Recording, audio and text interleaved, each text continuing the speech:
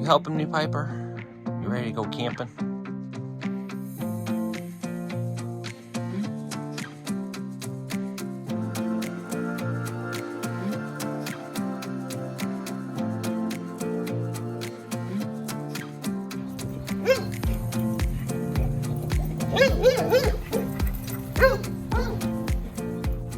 It's been raining every single day.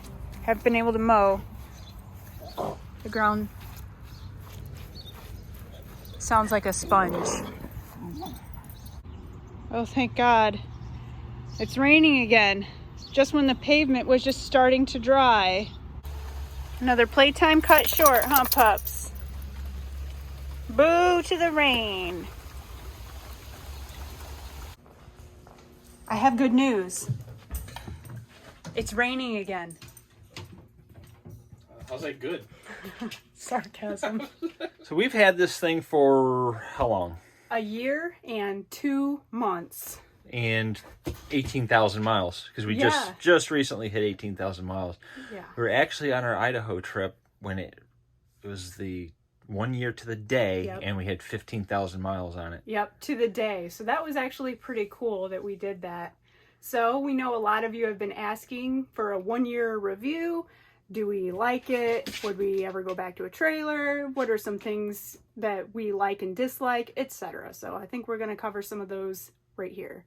Since you are the towing backing guru, some people have wanted to know, do you prefer a motorhome or a travel trailer fifth wheel for traveling? Now that we've had the motorhome experience, I love the motorhome. I cannot stress enough how much better it is.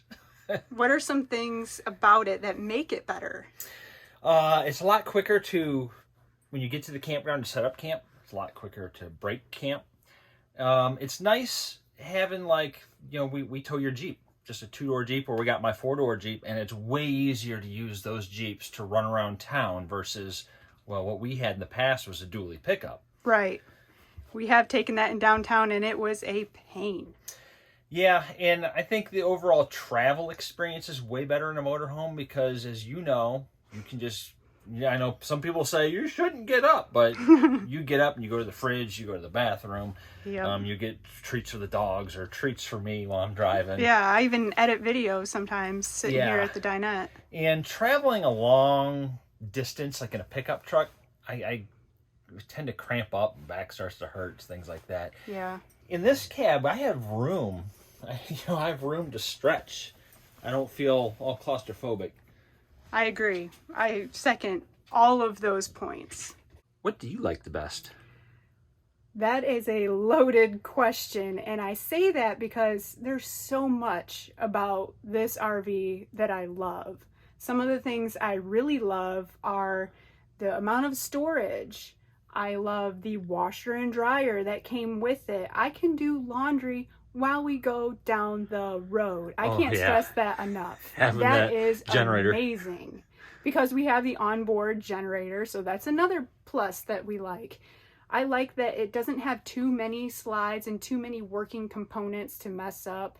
There is a floor plan where this is on a slide, the dinette. And then when it comes in, it's an imposing, and you only have this tiny little walkway. So you'd be having to like almost shuffle through there. So with the dogs, it's really nice to have it more open. I really like the kitchen. I know it's not my typical kitchen. There's no oven. I've come to terms with that, and I'm okay. There is a convection. I've made everything, Thanksgiving, Christmas dinners, everything in there, and had no complaints whatsoever. And now we got even more to love because we have these solid surface countertops, which have just been amazing. The storage, you like the storage? I love the storage. There's plenty in the kitchen, up above for the entertainment. And the dogs are making noise. Piper's getting the frisbee that she loves to chew on. Piper, we're trying to make a video here. We're trying to film here, girl. Read the room.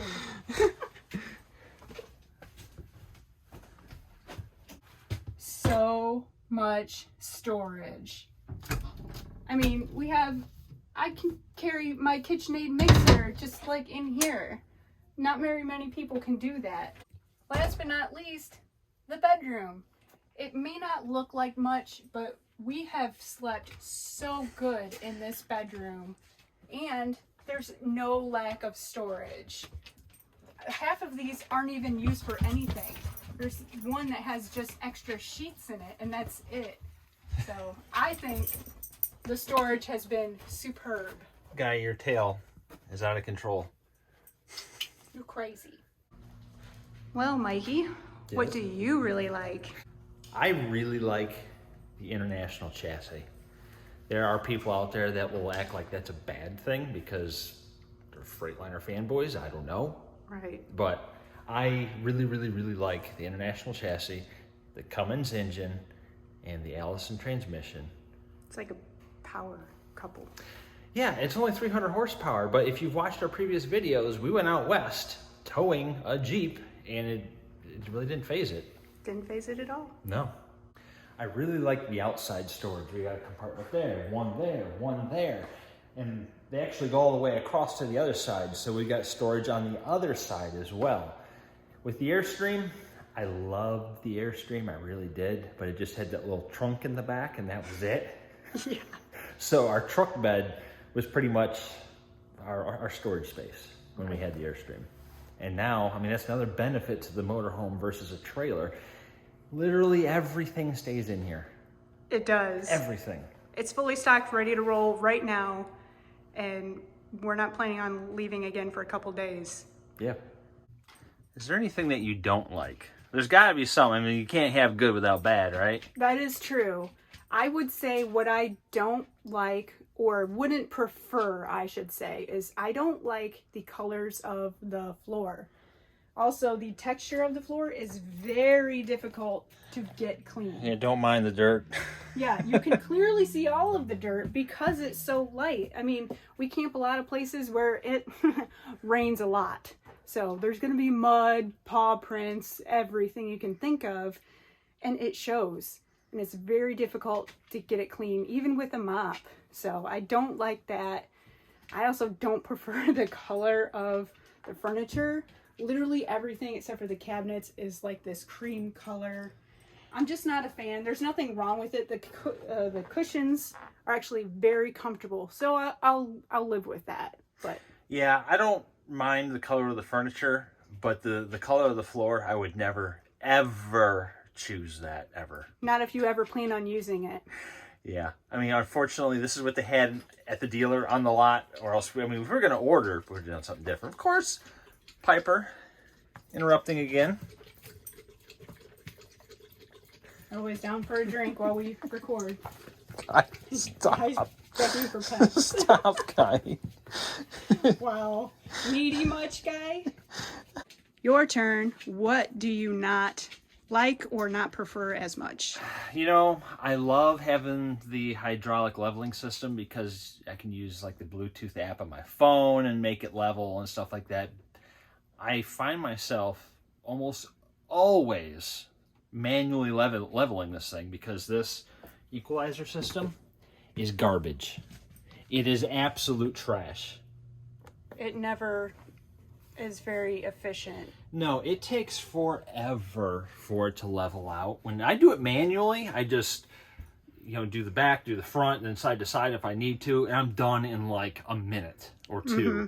You tell this to auto level, and you better clear your schedule for a while. Grab a pillow, pack a lunch, because it just continues to lift and lift and lift and lift and lift and adjust, and then it's never level. And all the tires are usually off the ground at that point. And I've reset the null on this thing. Like, I'll level it and reset the null. I've done it over and over and over again. Equalizer system is not good. The next thing that I really don't like is I cannot stand these steps.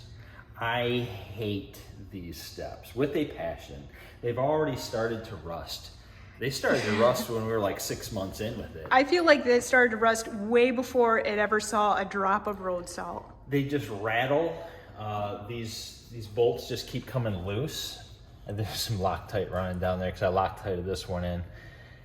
And when it's raining and it's wet, you will meet your maker. Yeah. They got these like sticky sandpaper things on here, but if you step an inch off of these and you're gonna hit the ground. I hate these steps. Yes, and I honestly don't really know why they took off the factory steps for these. I've looked into replacing these with the OEM factory steps. I mean, the fuel tank's behind this is dirty right now, but we can polish it up, make it look good. It's aluminum. Right. I went to the international dealer. We actually have a Selking International, like 12 miles from here. And it was gonna be like over $1,000 for 4 steps, you know, 2 on each side. Yeah, for something that came stock on this chassis. Yeah, and Nexus took them off. I don't know what they did with them, but they won't sell me any. Yeah. Would we do it again? Yes, I would. I would as well. And I loved the Airstream. You can ask Mike how much I was like, I don't think I'm gonna like this. If we ever go back to like a truck and trailer setup again, it will absolutely be an Airstream. I agree. There are some other things that have, you know, tempted us, but nothing will tempt me from a Super C right now. I think personally, I like this motorhome more than with any other setup that we've had.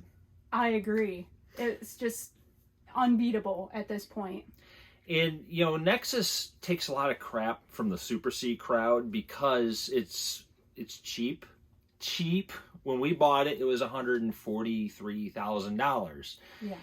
We would not have a Super C if it wasn't for Nexus.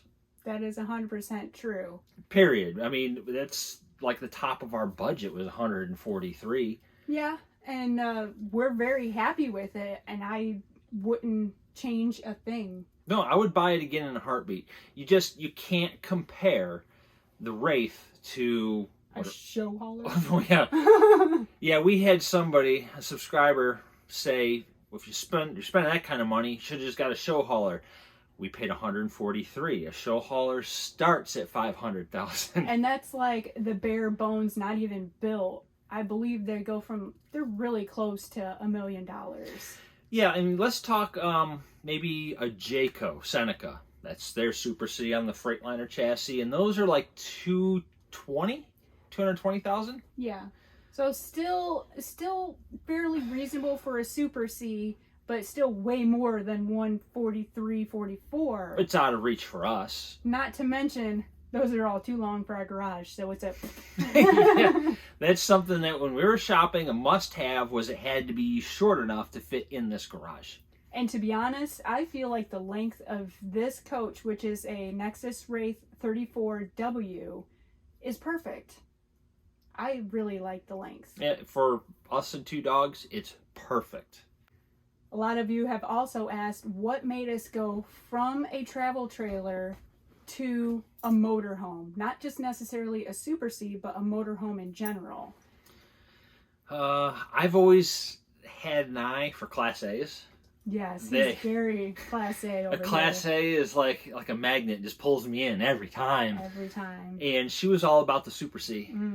You can't beat a Super C. And with my trucking background, I just kept, you know, looking at Super Cs and like, oh, I gotta have one someday. I was torn between a Class A and a Super C. Obviously, the Super C won. Happy wife, happy life. Right. I am very happy with it, and the reason why I was okay with going to a Super C is it looks amazing. Come on, you can't beat that look. And we've also never had a motorhome before, and I really just wanted to try it because we've owned 10 RVs up to this point, and none of them were motorized. So I needed to take that leap because you never know if you don't try it. And a lot of people were surprised because, one, they haven't heard of Nexus, and then because of our videos, they go look up Nexus and they look up the Wraith, and they're surprised that, one, it has hydraulic brakes, and 2, it does not have air suspension. It has springs. Yeah.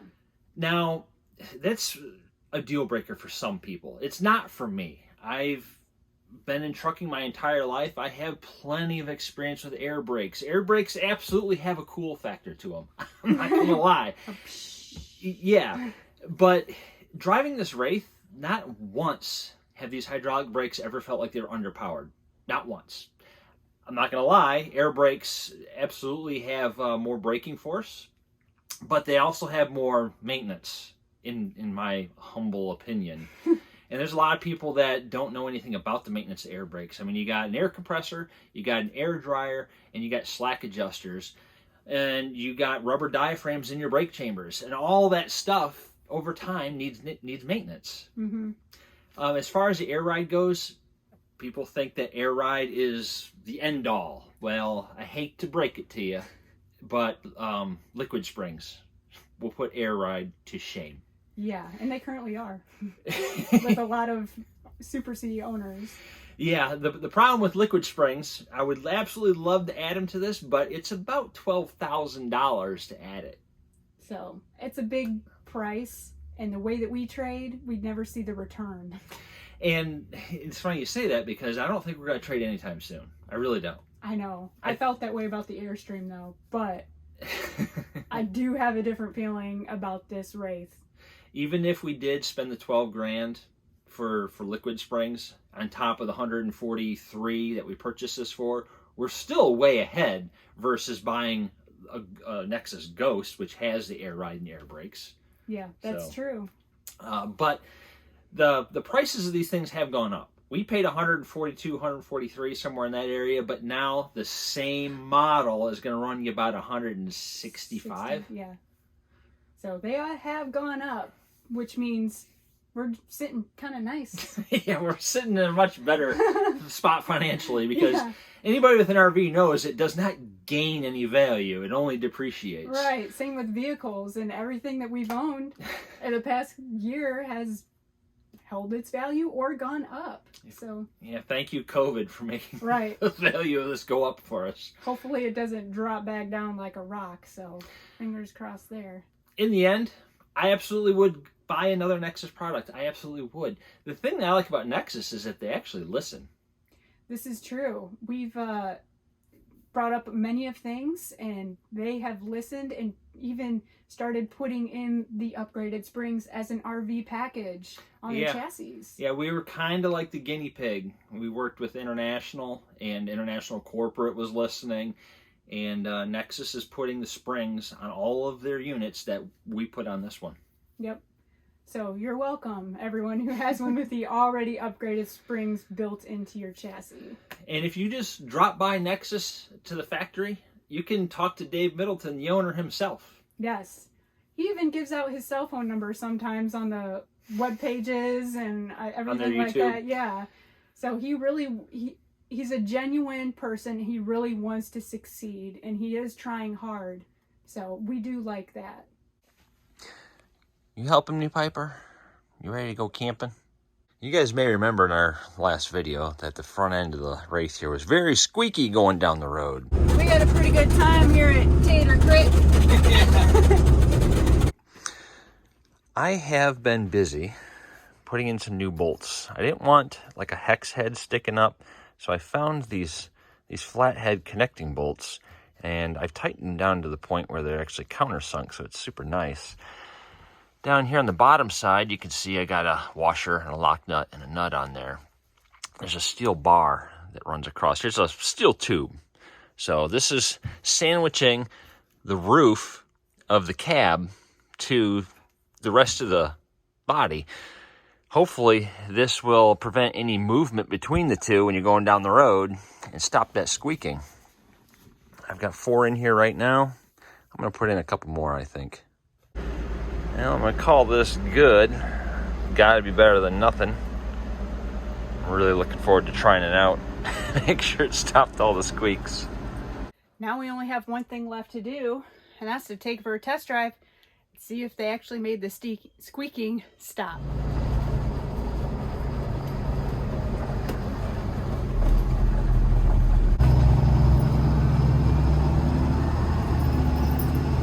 It's pretty quiet.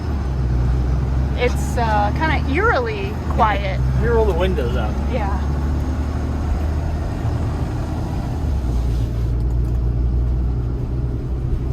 Wow, I can like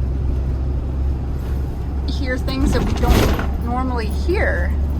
This is so quiet.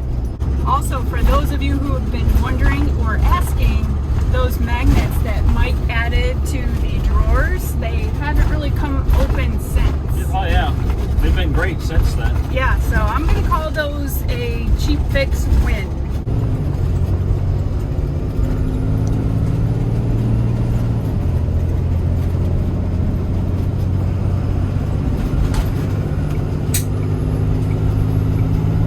What do you think?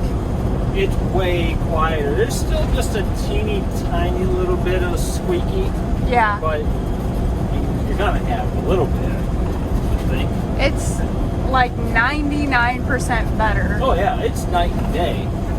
We're back to being able to hold a normal level conversation, so that's been nice.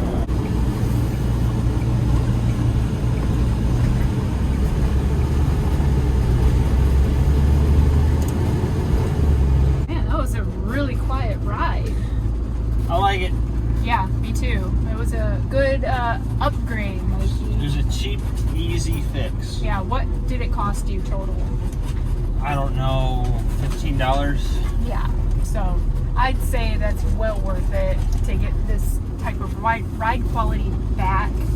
It kind of made me feel like we were going back in time and when it used to be quiet like this, and over the time and trips, it just got more and more squeaky. So the bolts in the cab overhead was probably a success. I would say great success, 2 thumbs up, well worth it. If you do have a Nexus and you do have those squeaks, I highly suggest doing what Mike did. It's easy to do. It was well worth it. It is so hot in here. 79 degrees. Oh, it's not that bad. It's so hot. See what I want to do? Got our hot tub right here, and we got our outside TV right there. I want to put in like a split unit AC, either like there or there. What do you guys think? Let me know.